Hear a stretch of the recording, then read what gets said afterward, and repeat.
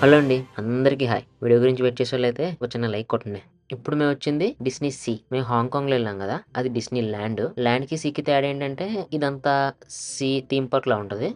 See గూడా ఉంటదిక్కడ. అక్కడ ల్యాండ్‌లో ఏంటంటే సీ ఉండదు. ఓన్లీ అమ్యూజ్‌మెంట్ పార్కు అవి మాత్రం ఉంటాయక్కడ. ఇక్కడ అమ్యూజ్‌మెంట్ పార్క్ ప్లస్ సీకి సంబంధించిన థీమ్స్ ఉంటాయి ఎక్కువ. పిల్లలు బాగా ఎంజాయ్ చేయాలంటే మాత్రం డిస్నీ ల్యాండే. సీ అయితే పిల్లలు ఎంజాయ్ చేయలేరు. ఎందుకంటే ఇక్కడ కొంచెం పెద్దవాళ్ళు ఎక్కేవి మాత్రం ఎక్కువుంటాయి. పిల్లలు ఎక్కేవి తక్కువుంటాయి. ఇంకొకటేంటంటే ఈ డిస్నీ సీ ఓన్లీ జపాన్‌లో మాత్రం ఉంది. ప్రపంచంలో ఇంకెక్కడా లేదు. డిస్నీ సీ అని సెర్చ్ చేయండి. ఓన్లీ జపాన్ మాత్రం చూపిస్తుంది మీకు. ఇంకెక్కడ చూపించదు. ల్యాండ్‌లు అయితే చాలా ఉన్నాయి ప్రపంచం మొత్తం.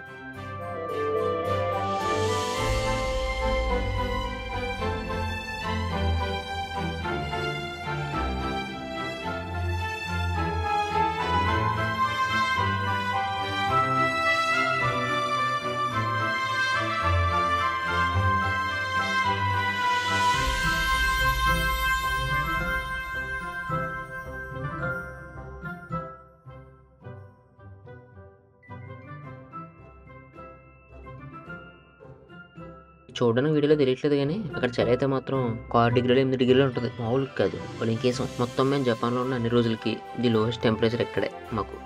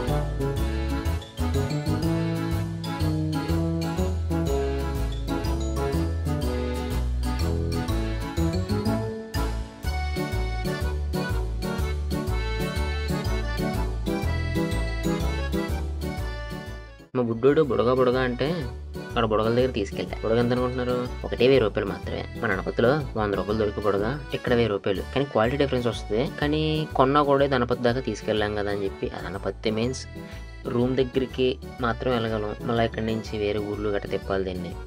అదైతే ఖచ్చితంగా ఎక్కడ దగ్గర వదిలేయాలి. అందుకే కొనలే మా బుడ్డోడికి.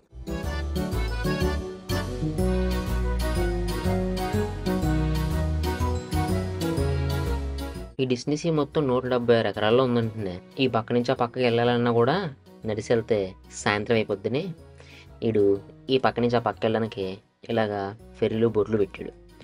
ఇక్కడెక్కి ఆ పక్కన దిగేద్దాం.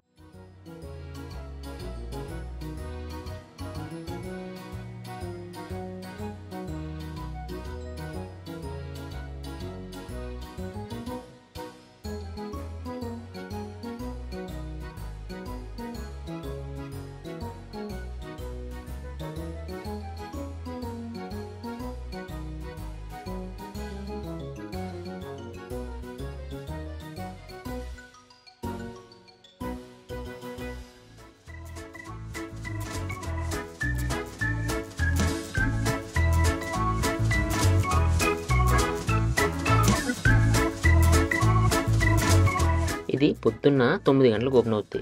సాయంత్రం 9 గంటల వరకు ఉంటుంది. ఈ మధ్యలో మనం తీసుకున్న టికెట్తో ఏవన్నా ఎక్కచ్చు. ఇక్కడ మనం ఏ రైడ్ అయినా కానీ డబ్బులు అవసరం లేదు.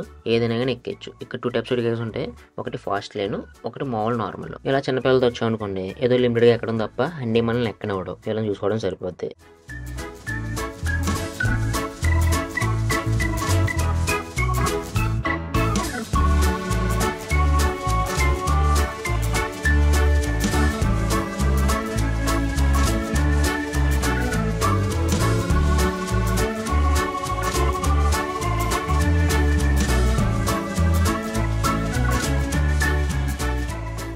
మా జీగాడిని చూడండి, కరెక్ట్గా దగ్గరలో చిన్నపిల్లలు ఆడుకునేది ఒకటి వచ్చింది. అది వచ్చే ముందే పడుకుంది. అది లెగ్స్ ఉంటే అది ఆడుకుంది. నువ్వు పడుకుంది కదా, అది లెగ్సిన తర్వాత ఆడిపించాలి మళ్ళీ.